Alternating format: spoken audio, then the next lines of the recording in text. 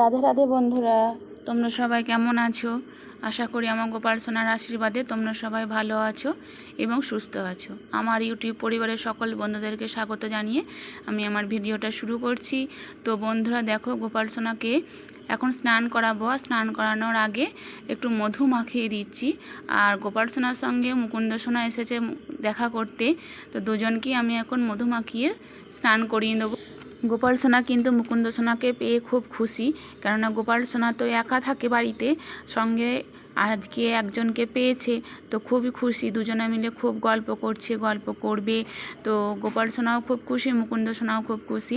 আর এখন আমি গোপাল সোনাকে স্নান করাচ্ছি। মুকুন্দ সোনাকে আগে স্নান করিয়ে দিলাম, কেননা ও তো ছোটো। মুকুন্দ সোনাকে স্নান করানোর পর আমি এখন গোপাল সোনাকে স্নান করাচ্ছি। তো স্নান করানোর পর গোপাল সোনাকে শৃঙ্গার করাবো। এখন গোপাল সোনাকে শৃঙ্গার করানো হয়ে গেছে। তো বন্ধুরা দেখো, গোপাল সোনাকে কত সুন্দর লাগছে। আর এখানে মুকুন্দ সোনাকেও কিন্তু শৃঙ্গার করানো হয়ে গেছে। গোপাল সোনার জন্য একটা নতুন জিনিস এসেছে, একটা দোলনা। তো এর আগে একটা দোলনা আনা হয়েছিল, সেই দোলনাটা একটু ছোট ছিল। আমার গোপাল সোনার একটু অসুবিধা হচ্ছিল, যার জন্য সেই দোলনাটা আমি চেঞ্জ করে এই দোলনাটা নিয়ে এসেছি। তো দেখো, এটা আগের থেকে একটু বড়। তো বন্ধুরা দেখো কেমন হয়েছে, তোমরা কিন্তু প্লিজ আমাকে কমেন্ট করে জানাবে। আমার কিন্তু দোলনাটা খুব পছন্দ হয়েছে, দোলনার কাজটাও খুব সুন্দর। দেখো বন্ধুরা কত সুন্দর কাজটা দিয়েছে। আর আমি চেয়েছিলাম দোলনাটা যাতে একটু বড় হয়, কেননা মুকুন্দ সোনা, গোবিন্দ সোনাও গোপাল সোনার সঙ্গে দেখা করতে আসে, যার জন্য আমি চেয়েছিলাম যে দোলনাটা একটু বড় করতে।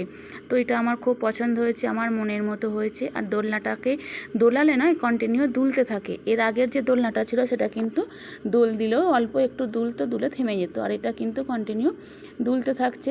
আর আমার গোপাল সোনাও কিন্তু খুব খুশি হবে এই দোলনার মধ্যে বসে। তো বন্ধুরা দেখো কত সুন্দর দুলতে থাকছে। এখন আমি একটু হাতে গঙ্গা জল নিয়ে দোলনাটাকে ভালো করে ছিটিয়ে দিলাম। ছিটিয়ে দিয়ে ভালো করে এবার আমি একটু হাত দিয়ে বুলিয়ে নিলাম। এবার আমি একটা কাপড়ের টুকরো দিয়ে দোলনাটাকে ভালো করে মুছে নিচ্ছি, কেননা এটা তো বাইরে ছিল।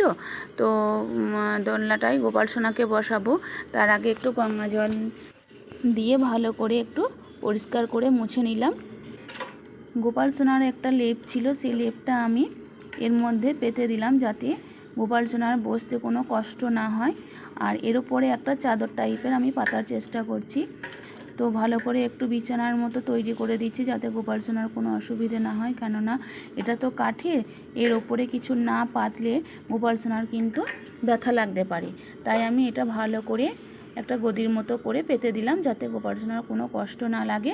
দেখো বন্ধুরা, এটা কিন্তু আমার পাতা কমপ্লিট হয়ে গেছে। তো বন্ধুরা চলো তাহলে গোপাল সোনাকে আর মুকুন্দ সোনাকে দোলনায় বসিয়ে দিই একটু। তো বন্ধুরা দেখো, গোপাল সোনাকে আর এই যে মুকুন্দ সোনাকে দোলনায় বসিয়ে দিয়েছি। তো এখন আমি একটু দোল দিয়ে দেব। তো দেখো বন্ধুরা কত সুন্দর দুলছে। এর আগে যে দোলনাটা বন্ধুরা নিয়ে এসেছিলাম গোপাল সোনার জন্য, তো সেই দোলনাটা খুবই ছোট ছিল। যখন গোপাল সোনাকে দোলনায় বসানো হতো তখন যেন মনে হতো গোপাল সোনার খুব কষ্ট হচ্ছে।